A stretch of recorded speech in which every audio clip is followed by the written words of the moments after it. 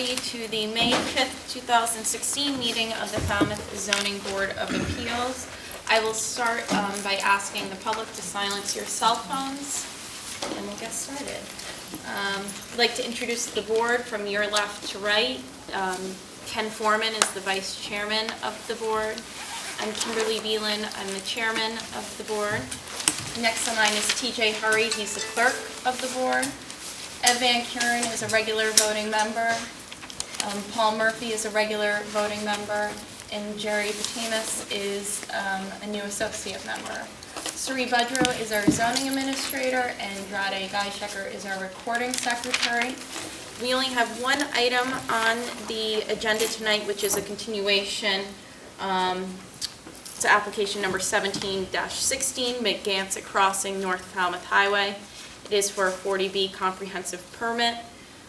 The voting members on this are the regular voting members. And I believe that there's been some correspondence received and also been a meeting as well.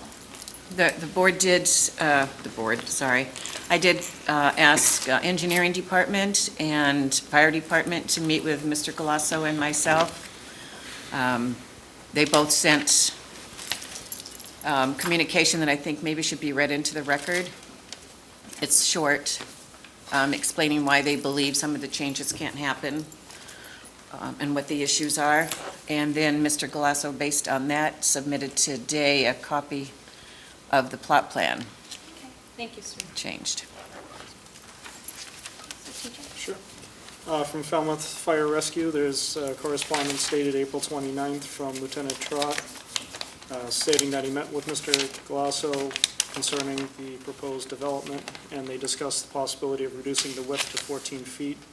The new Massachusetts Fire Safety Code requires the fire department access roads to be no less than 20. The fire department's widest piece of apparatus is 14, so any reduction in width from 16, which already doesn't meet the code, will greatly inhibit the fire or rescue department's ability to respond in an adequate or expected manner. There's also a memo from the Department of Public Works, the Engineering Division, dated the 3rd, stating that they met with Mr. Galasso and Lieutenant Trott on April 29th, discussing how the road cannot be narrowed more than the proposed 16 feet. DPW also discussed moving the driveway with Mass DOT. Mass DOT stated that there's no setback and it could be done subject to a highway access permit review.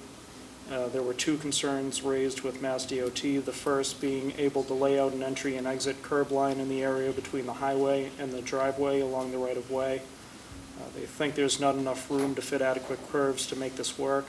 And the second concern was making sure that headlights wouldn't shine on cars traveling in the opposite direction of the highway, which could give the illusion of being on the wrong side of the road.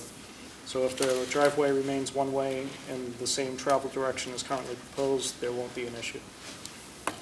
Thank you, TJ. So we did, last time I know, ask some questions, some specific questions. So Mr. Galasso, if you would like to present, or your counsel, I would limit it just to new information or information that's responsive to our requests, because we have, the general parameters of the project we certainly have seen now a couple of times. Yep. Thank you. So we should. Good evening. I'm Michael Galasso, 200 Palmer Avenue, and I'm the member of the McGansett Crossing LLC. Excuse me, I've got a little bit of a cold I've been carrying for the last week and a half or so, but maybe we can make it through it. So this is a abbreviated PowerPoint presentation to hit just upon the issues that were left from the last meeting. So just a quick review. Here's the project that was approved in 2009 and our current 214.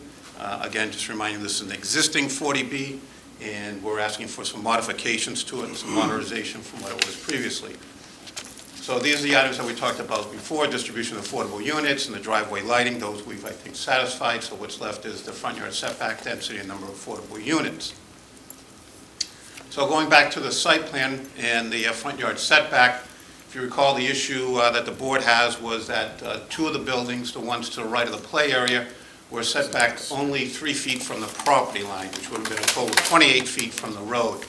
And that was a concern of the board for those two buildings, was the front yard setbacks. So after meeting with the fire department, by the way, I want to clarify, they still support the 16-foot roadway, just that they could not go any less than that. If you recall, we talked about if we could get them to narrow that down to something, we might be able to move the buildings back. Once we found out that they weren't willing to do that, they've already compromised down to 16 feet. We started a discussion with our architect and came up with a revised site plan, which has been forwarded to you. And I apologize, this is a little bit hard to read, but let me take you through what the new setbacks are with revisions. And I do want to show you this unit plan right here, if I could. So what occurred is that you can see that there's a 5-foot offset from the back of the garage to the back of the building. So what we did was, the porch is 5 feet.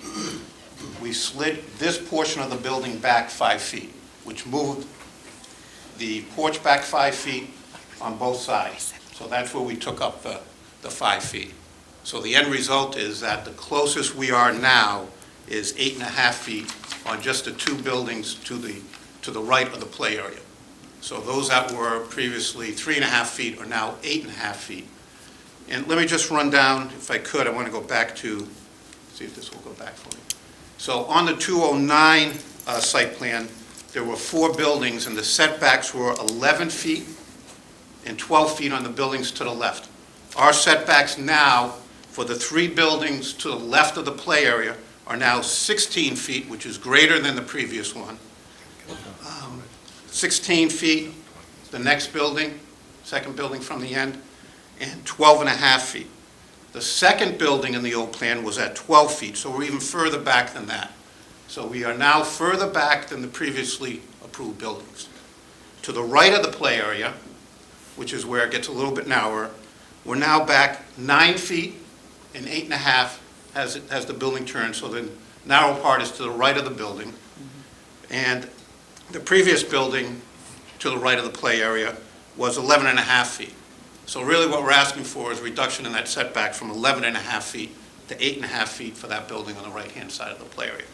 The last building is set back as far as 17 feet, and the previous building was at 12 feet. So we've actually moved the buildings back, except for that one building to the right of the play area than what was previously approved.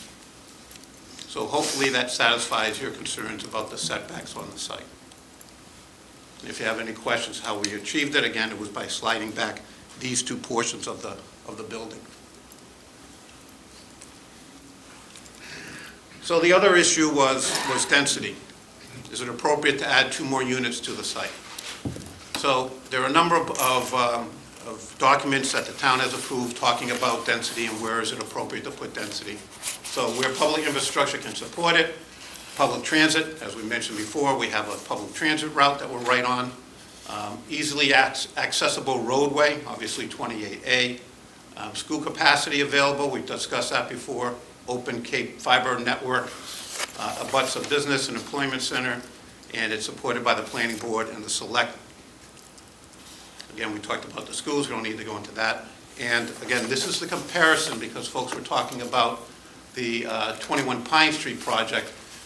We are asking for an increase that's 0.45, a little bit less than a half a dwelling unit over what Pine Street is. Now, Pine Street's not on a transit route, it's on a very narrow street, and it actually has more bedrooms per acre than what we have. So we feel that because of the location and comparable to other 40Bs in the area, that it's justified for the increase for those 2 units.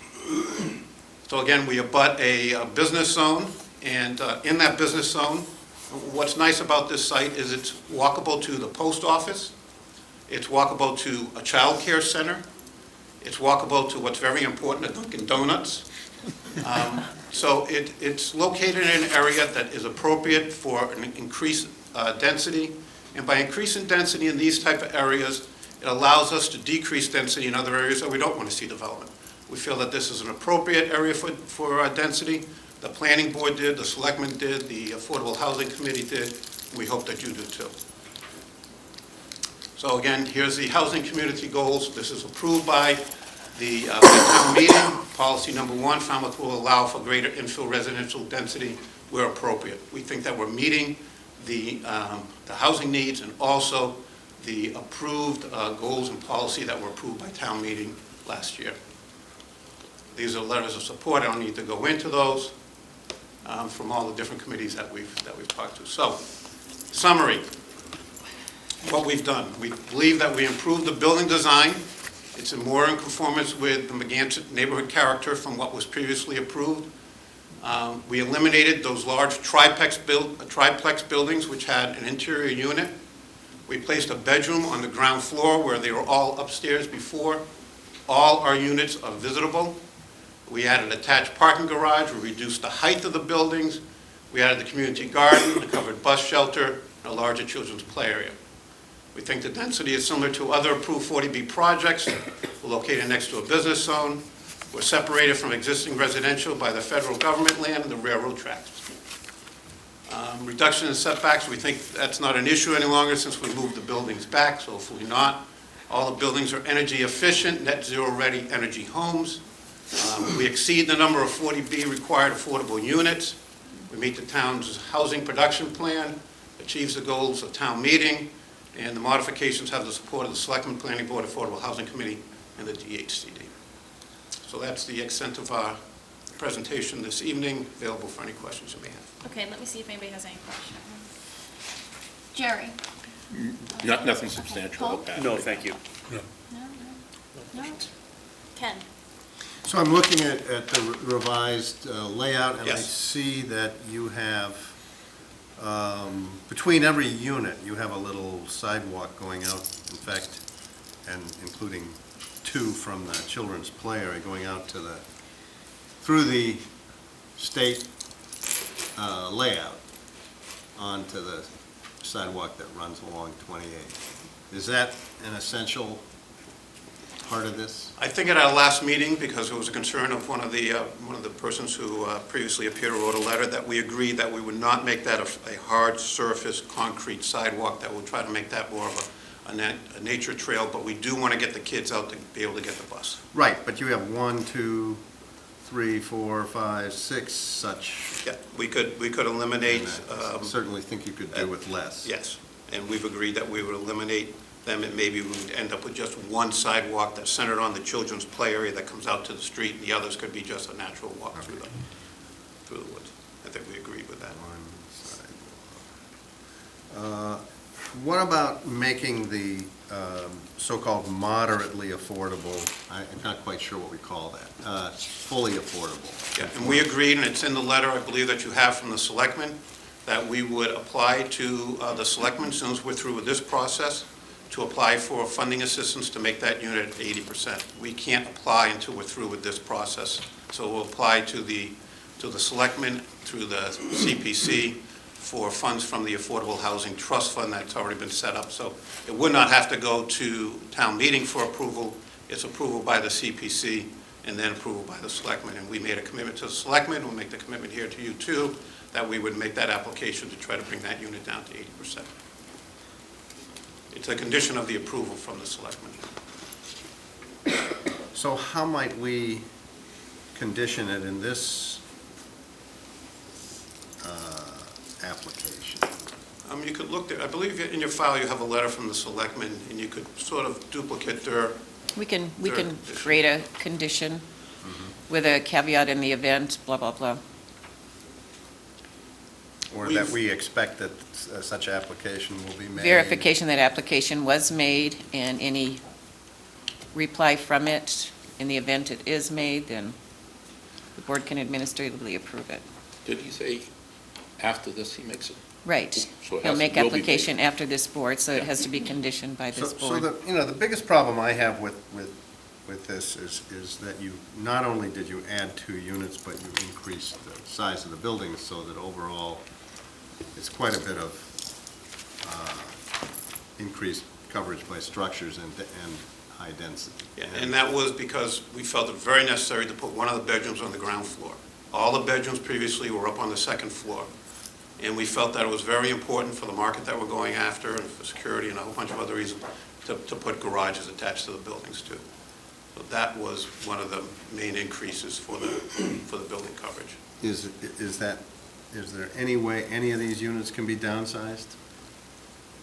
You know, the market right now for similar projects, if you look at Magansett Shores, which is a new project that's out selling higher than our sales price right at the corner of County and Main, their units are about 1,800 square feet for a three-bedroom. We're even below that at 17. So I think that to decrease it would decrease the marketability of what we're trying to achieve. And what are they, I'm just wondering, it goes to the issue of how successful this might be. What are they selling for, and do you know if they've been successful?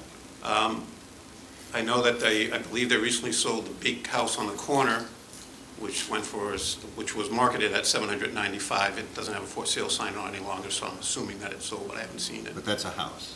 Yeah, and their condos, which are similar to this, are for the three-bedroom is $639. They're not energy efficient. They don't have many of the features that we'll have, but that's what those are going for. Okay, for now, I guess I'm... I'm just trying to make sense. Could you just explain that floor plan layout that you have there? Yeah, so this is the old floor plan. This is the previous floor plan where these porches were really, in one instance, 3 feet from the property line. Okay. So this porch is about 5 feet deep. So by sliding this whole section back, so that this wall here now comes right here, that's how we were able to pick up the 5 feet on those buildings. Okay, and that's a duplex, right? Yeah, and they're all duplexes. Right, Yeah. so where's the other bedroom on the main floor? I'm just trying to... This is a 3-bedroom unit with the 1 bedroom on the ground floor. Okay. And the other 2 are upstairs. Okay, And on the 2-bedroom unit, all the bedrooms are upstairs. okay, Yeah. okay, that was the So question. that's how, and believe me, it took me a little while to understand from the architect about how he was able to accomplish that. That basically, it was taking up these 5 feet there, that's how we split it all back. And it actually creates a nicer environment for the porches, because now the porches sit back here a little bit, and they have a little bit more privacy to them. So it actually is a nicer effect. Okay. And I believe you said at the last meeting, you don't have permission to, do you have an agreement or anything with the state to go on to their property during construction? We have previously applied, the previous applicant had previously applied to Mass DOT for curb cuts. We followed that up, but the process hasn't been finalized yet. But they're aware of the project, they're aware of our request, but we don't have the final sign-off from them for a curb cut. They didn't see any issues with it, but we haven't got the final. So that's just for curb cuts then? That's for the curb cuts. It's not for the sidewalks or anything? We'll include that in part of our application. You have to get out to the bus stop. And that will also include permission to put the bus shelter there too. So that will be all part of the application to Mass DOT. Okay, that was all I had for questions. Sari, do you have any questions? No, thank you. Okay. Okay, thank you. Ken, you're all set too? Yeah. Okay, we'll hear some more public comment, I would like it if it was just limited to the new changes that have been made, because we've heard public comment now twice. So I think it should be directed to what Michael presented on tonight. So if anybody would like to speak in favor of this application? Yeah, you can. And just provide your name, if you could, for the record and address. My name is Jill Neubauer. I live at Hatchville Road, and I'm an architect in Falmouth, and I'd like to speak in favor of this project, specifically related to the density. As an advocate for better buildings, and I'm an advocate for better architecture, I feel that because this project has hired a talented architecture team, that the presentation of the buildings is clear, it fits into New England, and that the added density doesn't change the success of that architecture. And I think that there are so many projects that would benefit from talented design teams, and that we're lucky that these will be handsome buildings, well-sited, and that I really don't think the density has any detrimental effect to that. And frankly, I like the sense, you get a sense of community. You get a sense that people could sit there and elderly people and young people could support each other in this architecture. And additionally, I think we need to applaud this design with zero net energy. It's an astonishing commitment that they have made on this project to create buildings that will not be an additional burden on our energy system. And that is worth a great deal to our community and the people who will be lucky enough to live in these buildings. Thank you. Thank you. Anybody else?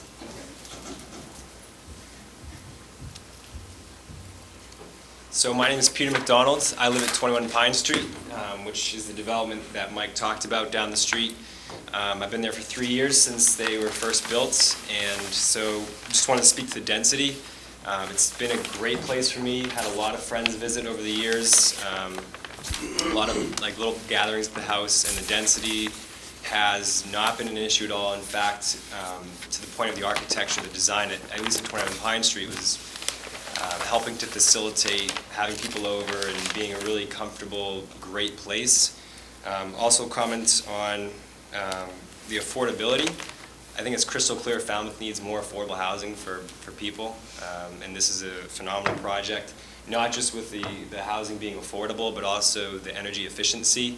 Hopefully the monthly energy bills are a lot lower than if you had a less energy efficient home. And then also I can comment on the walkability. I go for a walk every morning around Pine Street. There is a bit of traffic on Pine Street because everyone's going to Wild Harbor, down Wild Harbor Road. But you can walk to the beach. You can walk to the convenience store. You can walk to Dunkin' Donuts or the bank or the hardware store or the bike shop and the bike path. And it's a huge selling point where if you live in Ballymead, for example, just down the street, you can't walk to Megansett. But here in this new proposed development, it is a very, very walkable area. And especially with some of the other developments in the area, I think it's just a great addition to the town. So. Thank you. Anyone else in favor?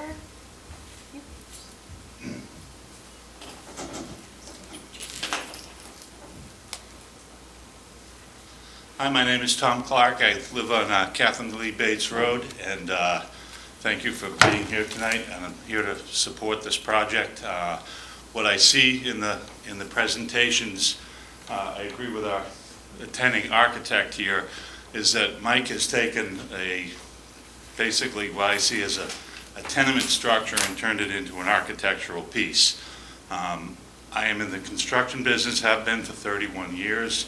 And I make a living off of shoddy construction. So I'm impressed by the changes that Mike made in this, and taking the 40B housing to new heights with energy efficiency, architectural integrity, and the latest building components is something that the town should definitely support. I strongly support this particular project. Thank you. Thank you. And anyone? Yeah.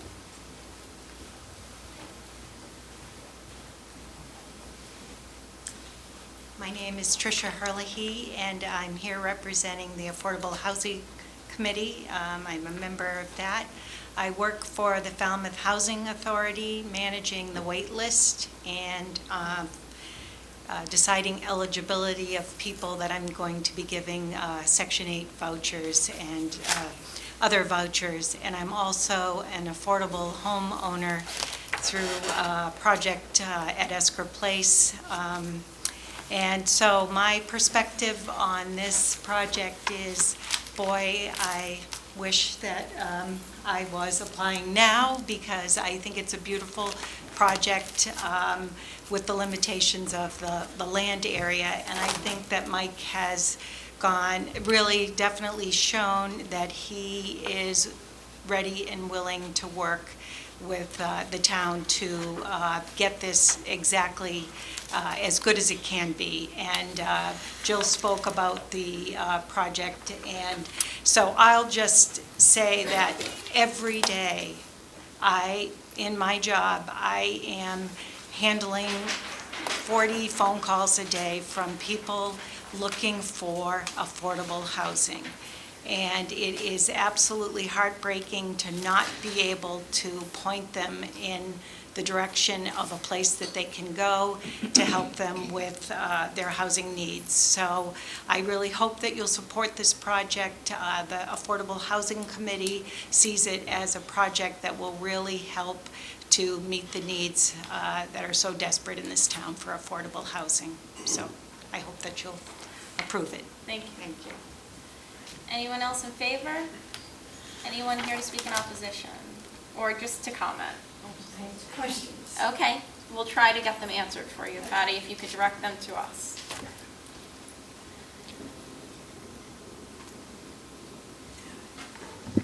I'm Patricia Johnson, and I live in North Falmouth, and I really have questions that I haven't got the answers, or I would like some additional facts. First one is, I have, Mike put up I think he put up 4 comparative projects to compare 40B projects, and I have a list that only 2 of those 4 were in North Falmouth. Now, I have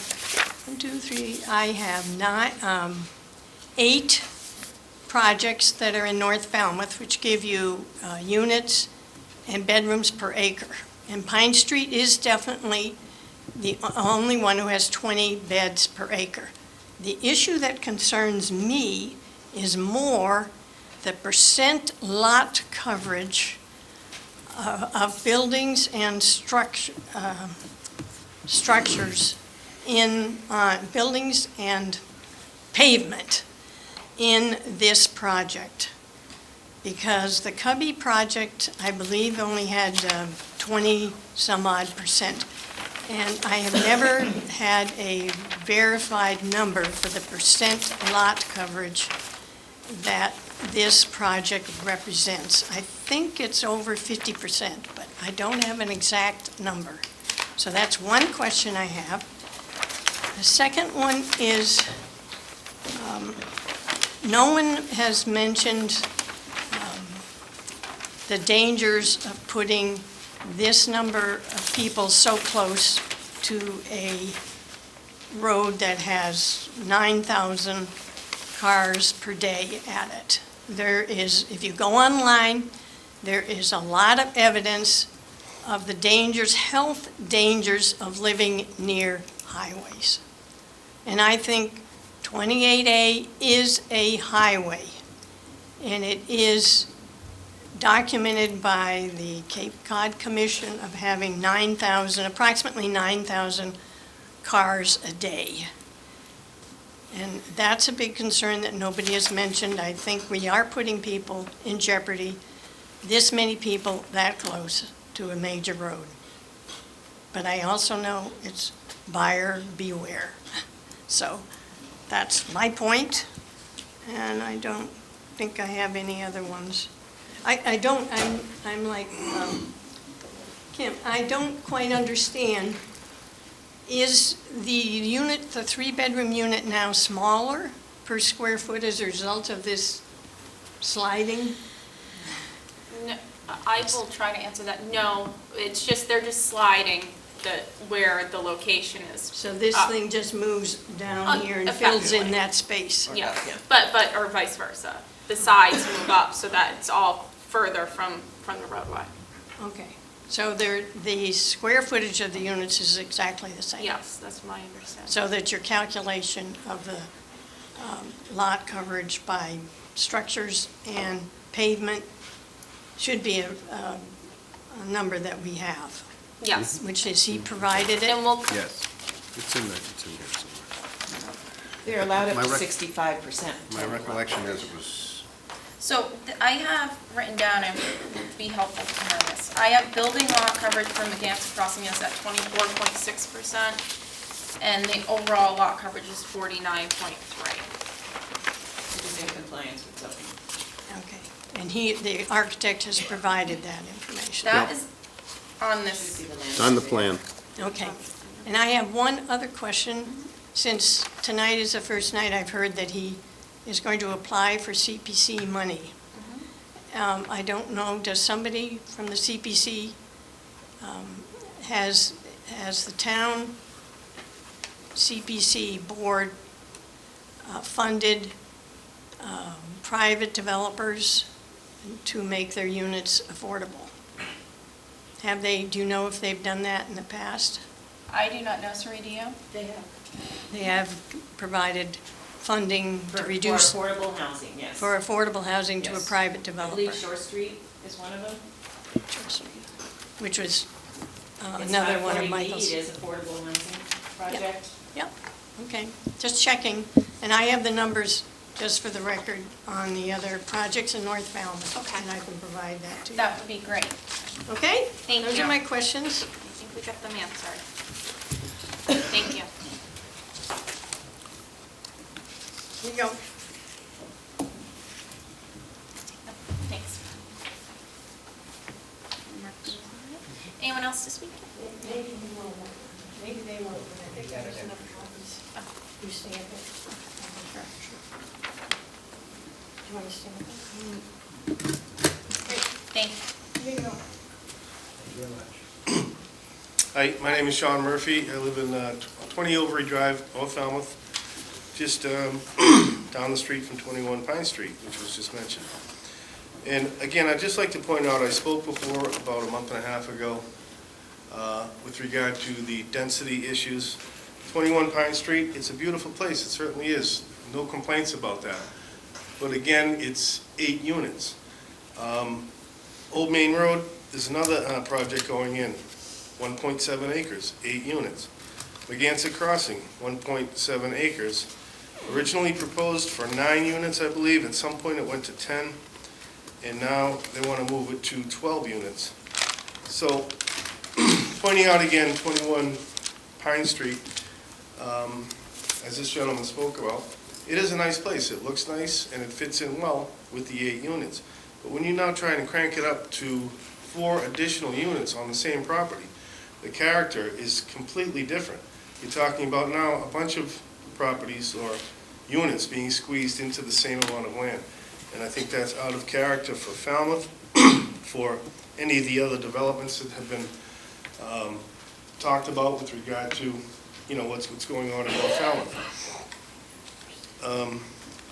So again, density is the main issue, but, and I would like to point out too that Mr. Galasso, with all due respect, he showed some nice pictures of past developments in downtown San Diego. And these were tight, you know, squeezed in areas, but that's the city, and that's what you gotta kinda do in a city. You're trying to squeeze in as much as you can so people can live there. That's fine. It's all well and good, there's no problem about that, but with regard to here in Falmouth, why are we trying to squeeze so many units into such a small area of space? It's totally out of character for Falmouth, for anywhere outside of the city. So I would just like to point out again, not against the project at all, just against the amount of units going into that small area of land. I'd like to point out that Megantic Shores, which is somewhat close, really close to where I live, the units I think were originally marketed at $729,000.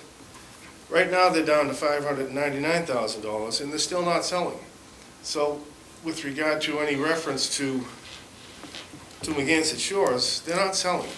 They're small units again in an area, you know, they start out high, but they've already dropped it down to $599, still not going anywhere.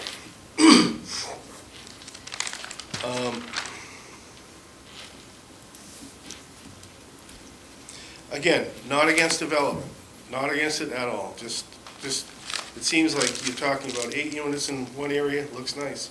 12 units, not nice. And there was one other thing I wanted to address. It's my understanding that the state is in the process, state of Massachusetts, Highway Commission, there's an intersection at the end of Route 151 and 28A. There are businesses there on all 4 corners. It's my understanding that the state owns more of the road, like where the sidewalks are, that they can take at any given time, and they're planning, or they're looking into widening that area, because that intersection has become so much more busy with so many more cars coming through every day. I believe it was referenced that they got it at 9,000 cars per day now traveling that area.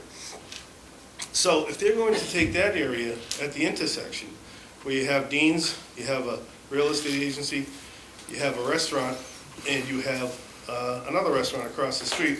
If they're going to take those roads, that area, and widen it, in order for, to alleviate the traffic or to allow the traffic to flow through easily, more easily, I mean, it goes on, it just begs the question. You go further up the road where this development's gonna be, where the road is very narrow, the state also owns that area. Even where any proposed sidewalk would be, the state would own that. They can take that at any given time, and then you're talking about the setbacks from the front of the property to the street, if the state widens the road, is now much shorter. I believe it was, my numbers may not be correct, 13 feet will go down to 8 feet. So now you walk out your front door and you're 8 feet in front of the widened road. So those are issues I think I would ask you to consider, think about before you decide how many units you want in there, how close to the road this is going to be. I don't have any studies or anything about what I just talked about with regard to the state widening those roads, but I think it's coming. I mean, it's definitely, the traffic's getting bigger. They have to alleviate it some way. The state owns that property on the side of the roads. All they have to do is take that, widen the roads, and now all of a sudden this property is right on the street. And I just ask you to take that into consideration when you're talking about 12 units versus 8. If you brought it down to 8 units, you could shrink the lot, one way or another, you could configure it so that they're not going to be as close to the street as they will be if the state does what they're looking into right now. Thank you. Thank you. Excuse me, Mr. Murphy, are you Yes. stating opposition or just concerns?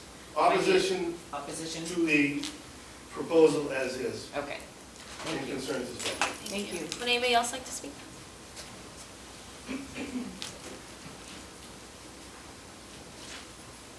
Virginia Valiela, I live on Old Main Road in North Falmouth. Mr. Galasso has done many fine projects in Falmouth, but I'm sorry, I really have to disagree with this particular project, and so I am standing in opposition. Mr. Murphy has made a lot of the points that I was going to make. I'm going to amplify a few things. The Pine Street project did come out nicely, and it's arranged in a curve the way you are set here, as opposed to a strip, which is what you're going to get with this development. The traffic on Pine Street it starts with a stop and it ends with a stop, and so the traffic is about 20 miles per hour, maybe 25 sometimes. But when I went out to the site visit where Megantic Crossing is, everybody is full speed through there. It's supposed to be 45 miles per hour, but it's that or higher. And they basically, as they go by. So this is a far less residential area to put a lot of people in. I would be very worried. I would never bring my children here. I really think it's too dangerous.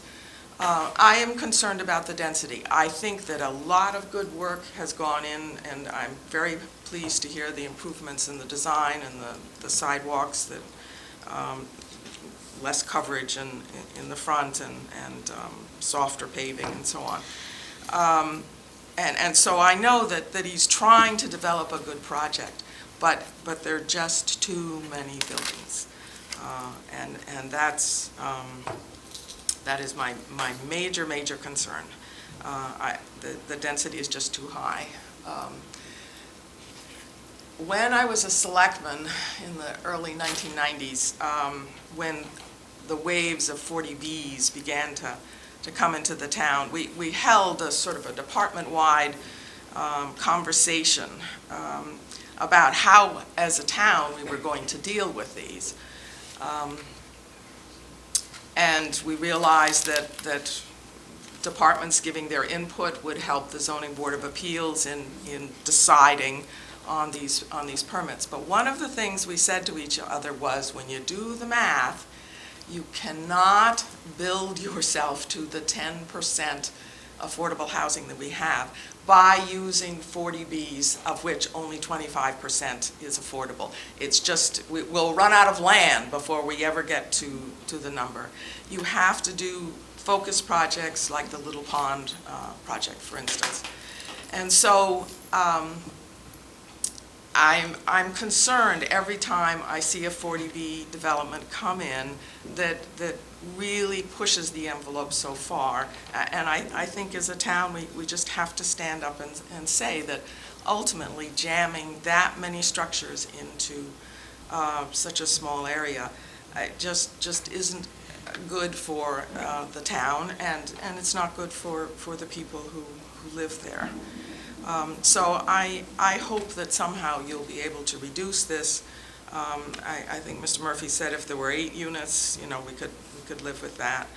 But I definitely think 12 is way too many. Thank you. Thank you. Anybody else like to speak? No? I think it makes sense to have some board discussion before closing it, and if everybody agrees, but, okay. Anybody want to start, or? That's that one area, it might be, can a condition be that they request a reduced speed limit? I mean, if it's higher density and it's 45. Speed limit. On the highway, there was some concern about the speed. State. That's out of our jurisdiction. But they could request it. But, Okay, you don't see it yeah. happen, but I mean, just or put up extra signs about residential use there. I mean, if a concern is speed and people are constantly violating the speed limit, that's a artificial concern that could be corrected. Right, but that's out of our. Okay, I mean, all right. yeah, that's beyond our purview. Okay. Anybody else like to? Well, let's just march down the... Okay, sure. Yeah, my position is pretty much unchanged. I was in favor of it last time, and I think Mr. Galasso gives 40Bs a good name. Few developers would go to this extent, net zero, all that architectural detail. No, it's very rare. It's one of the finest 40Bs I've ever set eyes on, so I'm fully in support of it. Ed? I'd be concerned about the density, but I think all the net zero and all the rest of it, the improvements he's done is good, so it makes it a tough decision. I'm on the fence right now. Okay. TJ? Sure, I'll just echo what Paul said. One of my main concerns was density, but, lot coverage is taken care of. One of my concerns was the width of the road, going back to the original fire department memo stating, in terms of safety, they wanted the fire hydrant off of 28A, and they wanted it moved back to the driveway of the proposed development. In order to do that, you had to have enough space for the fire apparatus. And that was just reaffirmed through the engineering division memo and the subsequent fire department memo, so I'm fine with that. Okay. Ken? So I like almost everything about this project except the number of units. And I do believe that Mr. Galasso has made a very good faith effort to move the buildings back, which I appreciate. But, we have 20 feet of separation or less. I think I measured 18 at one point between buildings. It's a strip, as one of the public commented. We've doubled the lot coverage relative to the existing approved project with respect to coverage by structures. And so that's been partially due to the fact that they've added garages, which is a plus, but also due to the fact that they've also enlarged the buildings themselves. And what bothers me is we have this increase not only in number of units, but in size of buildings, arguing that that makes this more marketable. I could tolerate one of those, but I can't vote for both. So if we could get back to the 10 units, I think one idea that I heard broached tonight, which is getting CPC funding to help subsidize the affordables, I wonder if that might not, in fact, be a fine way to go to 10 units and support some of these existing affordables by providing some additional subsidy through the CPC. I don't know, is there a reason why that can't work? I guess I'm not understanding what you're So saying, we, and I apologize. so where we are right now is 3.5 affordable units, right? We have one that's somewhat affordable. 110%. Right, and I certainly think this is a good project if the CPC were willing to help subsidize the construction cost of the affordables. You mean keep the 12 and Go to ensure 10. that 4 will be Go to at 10. 80%? Go to 10, Go to 10, and you have your 3 affordables, period. right? But now you're getting some help for the developer so that it's a doable project, because the biggest reason why the Oh, developer I see wants what to you're put saying. 12 I see. units on here is the argument that it's not economical to do it any other way. Well, that's between you and the applicant. I don't Oh, know of if course, you you reach know, out we to don't have that, CPC. we don't have that funding right now, but I think Right. that is consistent with the goals of the CPC, which involve both the preservation of open space, so we get a little more open space on this property if we do it this way, and affordable housing. And obviously, whether or not the project would go forward would depend on whether that funding actually materialized. But I think that's a great, possible, excellent way of, you know, accommodating all the concerns the public has, that I have, that the board has, and still providing affordable housing. And this, I know the CPC has funding. I don't disagree, I just don't know how it would come into a decision unless you certainly Well, it would come into. condition 10 units, but. That's how it would come into the decision, but I mean, it's a way I see what that you're saying, okay. I think people on the board who feel uncomfortable with the density might be able to say, okay, we can approve 10 units, there is a way forward. I go for 10. So that's where I am. Okay, so I will speak since I've yet to speak. Last time I said I used the word hate, I think it's the first time on the board. I felt kind of badly about that, but I think it improved the project, so I guess I should use hate more because I like the setback. I think it makes a big difference.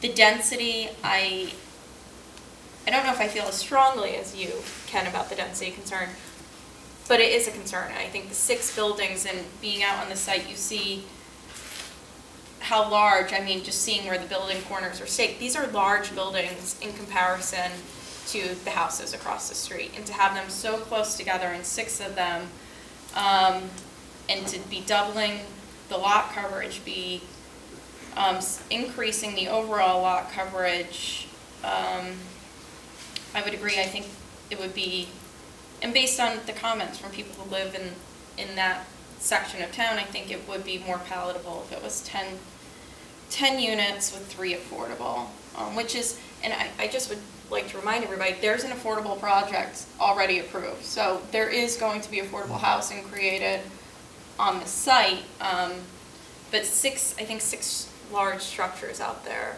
is a lot, is a concern. But I really do appreciate the setback. I think it's much better. I agree. So, that's right. So you've heard the board's concerns. Thank you again. For the record, Peter Freeman, attorney representing the applicant, and Michael may want to say a few more things more specifically on the details, but I appreciate the discussion and I understand the concerns. And my feeling is that you have to look at it as, in a way, okay, what's the greater harm?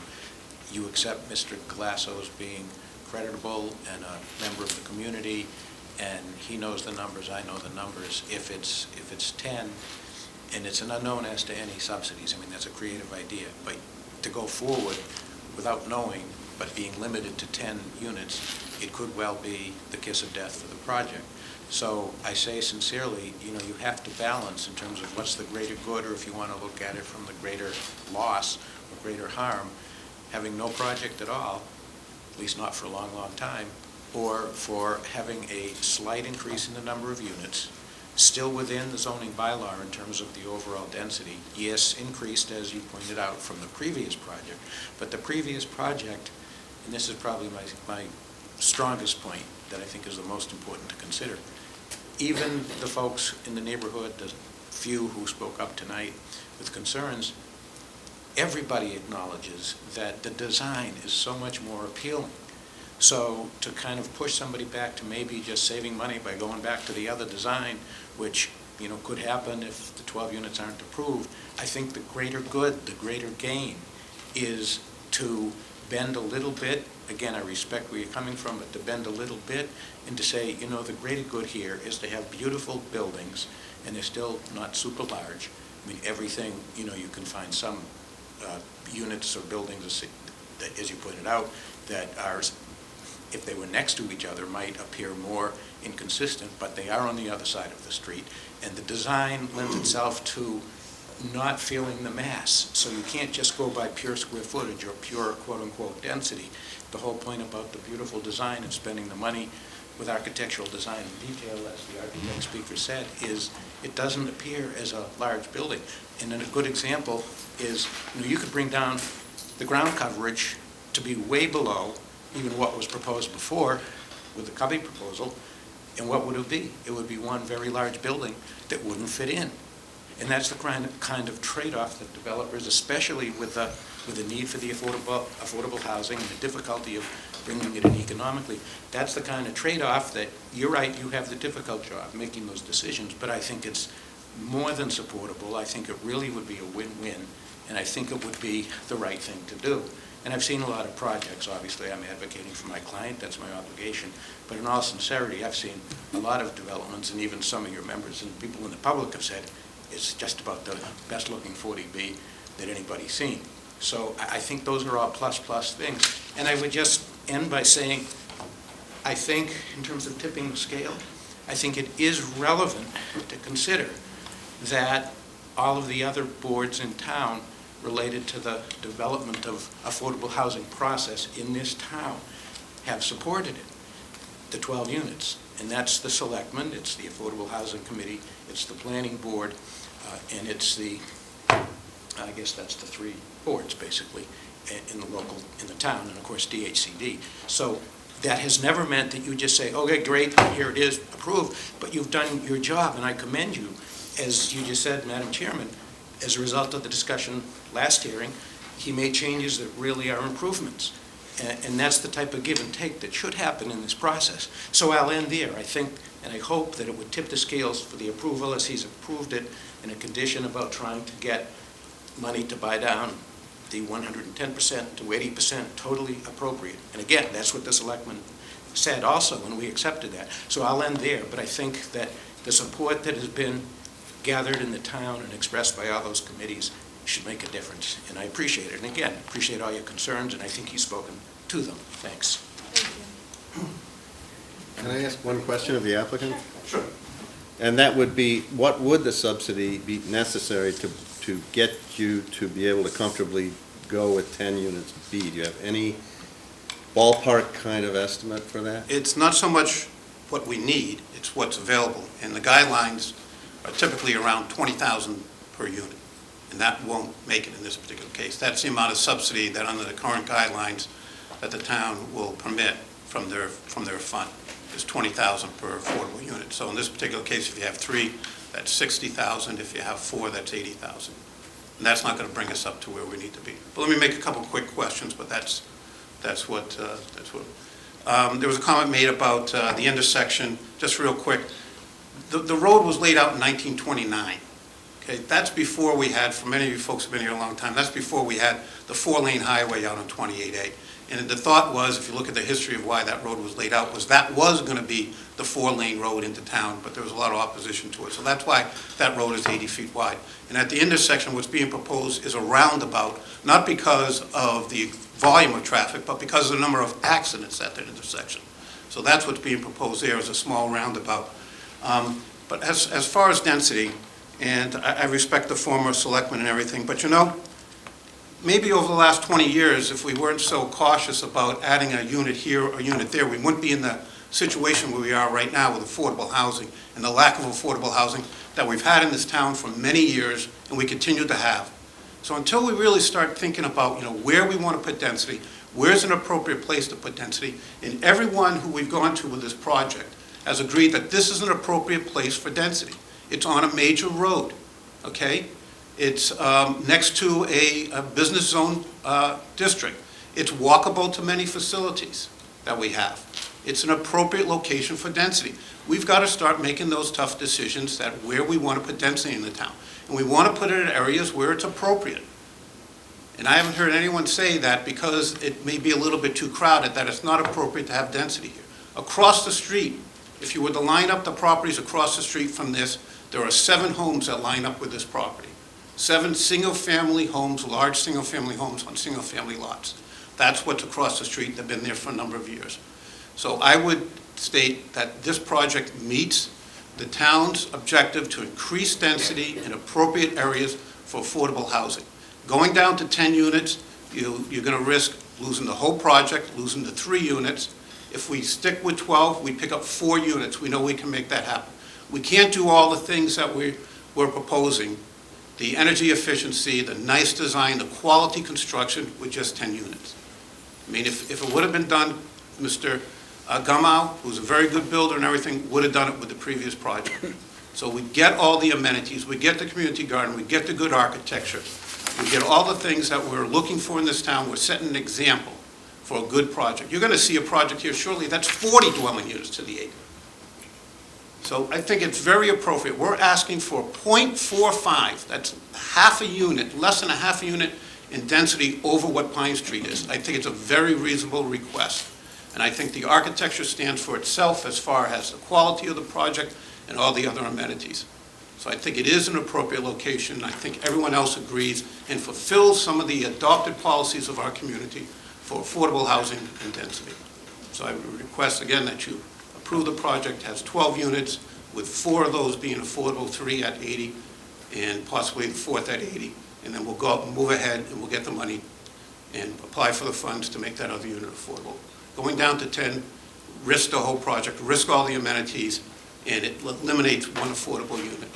And we need every unit that we can. You've heard the testimony of how badly we need affordable housing in this community.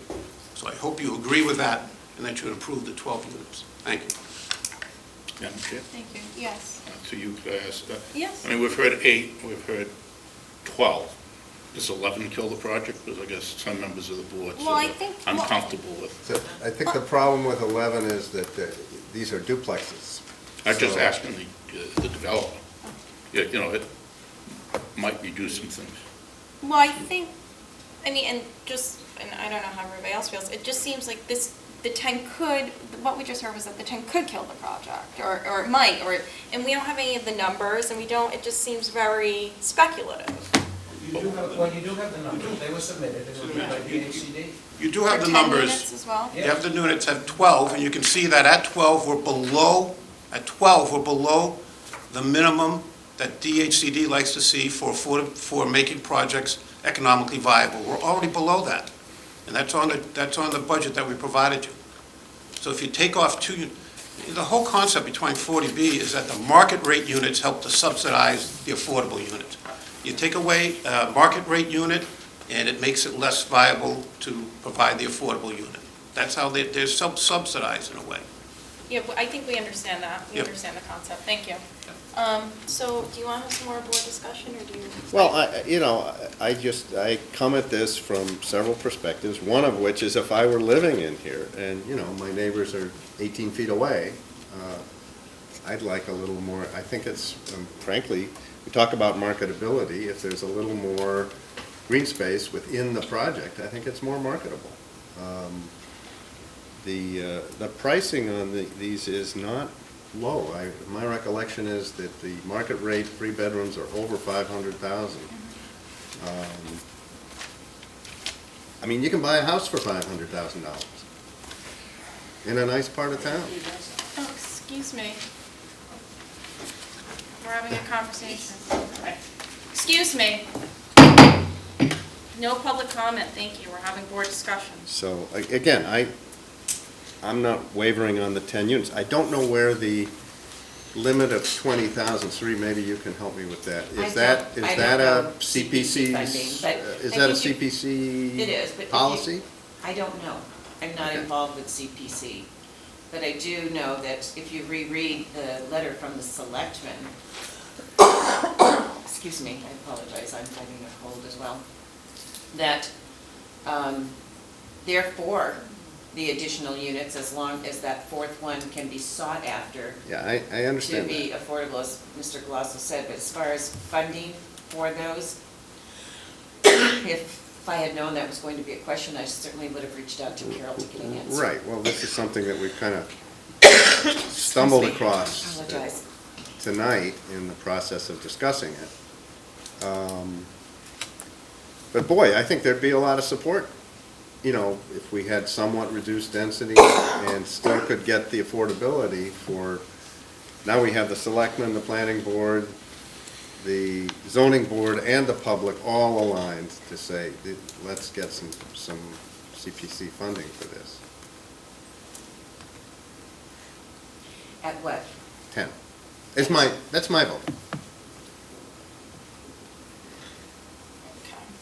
Ed, how do you feel? Are you firm at 10, or are you voting for the project if it's at 12? I think it's a good project, except it just seems like it's just a little bit too dense, you know? It's, and it was already gone through 6 years ago, whatever it was, you know, less units. I think this is a much better project. They've spent a lot of time and effort, and they've done a lot of good things. And I hate to see it go down to twos, but it's still kind of, it's almost like row housing, and it's not the character of Falmouth. It needs a little more green space in between. Okay. So you've certainly heard what we've had to say, and we've heard what you have to say. I don't know if you're firm at 12, we can move forward and close the hearing and take a vote. Michael, do you want to ask if we get a brief recess and then we talk? We can do that if you want to we'll take a 5-minute break. Okay, thank you. Maybe 10 minutes.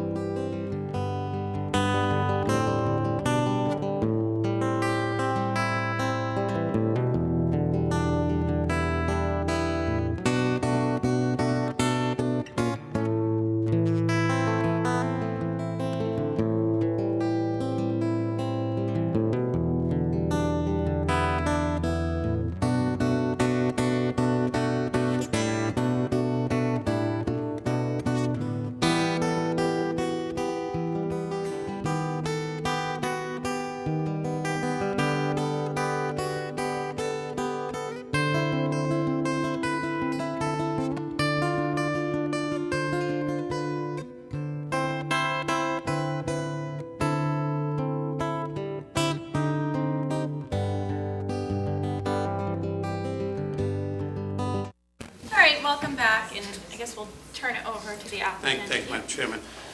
What we'd like to suggest is that we've run the numbers on the 10 units, and we know that it's not feasible without some assistance from the town, some financial assistance. So what we'd like to do before you take a vote is for us to talk to the CPC, see what type of assistance is available, and then come back to you at your next available meeting to see, so we, That sounds good. I'm saying 20,000, they may say we like the project, we'll give you, 30,000. more, 30, whatever it is, but we know that just a 10-unit project without that assistance won't be feasible, so let's find out what they will agree to and then come back, I back think here. that's Very great. good. That makes sense? Thank you. Okay. Thank you. And we appreciate it. Public hearing open. Yes, Yeah. yes, thank you. All right, Virginia so might have had a comment. we've got, how long do you think that'll take, Michael? Couple weeks? How soon can you get us back on? Probably more. Well, I know. it's gonna be up to the board, but we You might could, have a question. boy, next week is really packed. Yeah, I think it would take longer than that anyways. Um, We could if you're available, we could schedule it for 2 weeks, and if it turns out he wasn't able to get the information, we could just continue it after the announced office. Well, we have a hearing the 12th and the 26th. Do you want to put one in between on the 19th? It's okay with me. I think they're a good faith effort, and if that helps them, let's do it. Okay. Everybody okay with the 19th, Michael? Yes. Yeah. Peter? Sure. Yep. So you want to continue, you want a motion, I'm sorry. Sure, so is I there would move that we continue the 17-. Is that date? Megantic Crossing Comprehensive 19th. Permit hearing to the 19th of May, Second. here in Town Hall What at time? 6:30 PM.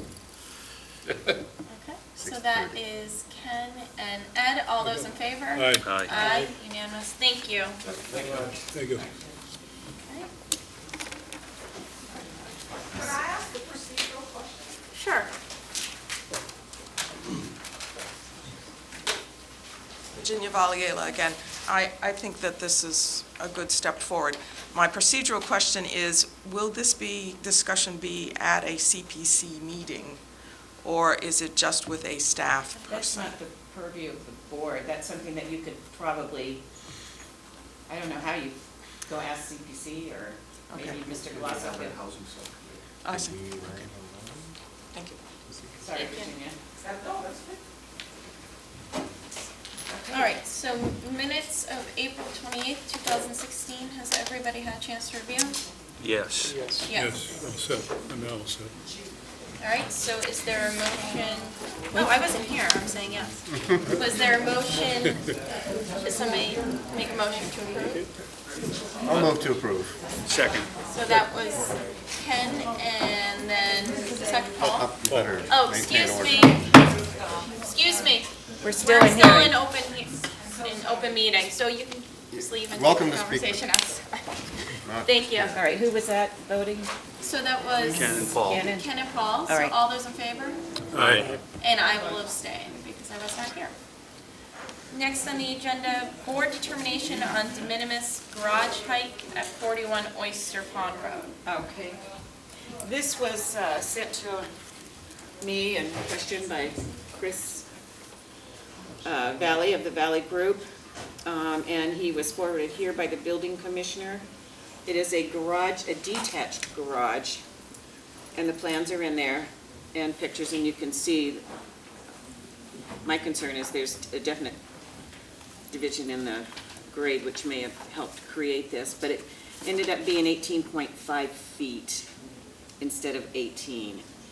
And if you can see the grade, you can tell that this sits a tad lower. I don't know if that had anything to do with it, but it is in your purview to allow this to be de minimis. This is set back away from the road. Yeah, that's what I asked you about. There's pictures if everybody wants to see it. The So pictures show here, it you're better. asking for the board to make a determination on de minimis. You need a motion? And it's sitting back behind. And Chris, how did it feel being the topic of conversation tonight at the other hearing? Chris is the Valley Group, Yeah, I saw who it they today. developed 21 Pine Street. Oh, I didn't know anything about that. Yeah, Yeah. Looks nice. Yeah, I It's very think it nice. looks Every okay. mention. Good evening. Good I evening. looked at it today. I'm Christian Valley from the Valley Group. My family did develop 21 Pine Street. We also are currently working on the Odd Fellows building as well. So this is a case where the plans showed the building 17 feet 11 from the top of foundation, which the architect had interpreted as the base of the building, which is in your bylaw. So we built it to the 17 feet 11. Unfortunately, she didn't take into account the 8 inches of exposed grade, so we're seeking relief on the 5 inches so that we don't have to. I'm happy to make that motion if the motion is required. A motion is required. Yes, I would move that the 8-inch difference 5 in. 5 in. be considered de minimis. Second. Okay, so that was Ken and Paul. All those in favor? Aye. Aye. Unanimous. Thank you very much. Thank you. We appreciate it. I'll write that to you and CC, the interim building commissioner. Thank you. Okay, thanks, Thanks, Chris. Marie. Okay, the next item is accessory apartment draft bylaw reminder. That is on me because I have to draft a letter for us to review, and I have not done that yet, so I apologize, and I will do that. There were some detailed comments from Mark. Yes. So I'll be incorporating those, and then what we've discussed as well. A couple others. Yes. As well. Bylaw review update. I have none, and that was my fault. I forgot to email Mr. Curry, so I'll take responsibility for that one. And hopefully I'll have an answer next week. Thanks, Stuart. Any correspondence or feedback? There is correspondence. Oh. I asked you if we could bring Oh, up. I apologize. So dates for a 40B workshop. And those dates, You weren't available. we've got 2 Saturdays. I couldn't do the ones in July. I got one for July 30th on Saturday and one for August 6th Saturday, I could do August. August 6th works for me, and that's 9 in the morning. and that would And be. Ken always brings food. We'll bring food. Ken can bring. That's not roadways weekend, right? That's another week away.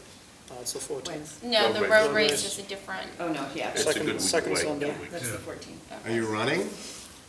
We work No, it. I just, We work it. Are you working it? I'll probably work it, Yeah. but yeah. ZBA, and So do you want me to confirm August 6th with Mark? that would be wonderful. And we're also going to spend possibly, this is an agenda that I've talked with, at least a half hour to remind the board on Board our procedure. processes and I think that would be fantastic. Something like, August 6th is the day. yes. this is for the board's edification. Do we invite other people to participate? So it has to be posted as a public hearing because there So is, it's a- or an open it's- meeting, it's an open excuse me. meeting. Because there's more than a quorum present, Right. but generally no one else shows up. Well, this, you never know on this one. People might show up. Right, they might. That's why I didn't know Yeah. if the intent was to allow comment It's from. a board workshop, Okay, so. Yeah. and So it's we an open wouldn't- meeting, so- so you don't have to take comment, and Yeah, and Mark Borowski is going to be present and. The teacher. Teaching us. I don't know if it's worthwhile to have invite the ZBA, selectmen, We are or the planning board. No. it's a Okay. workshop. It's a workshop. It's a training session for our board. For us, okay. Yes, thank you. And so is that it? I believe that's all I have. Okay. I'll come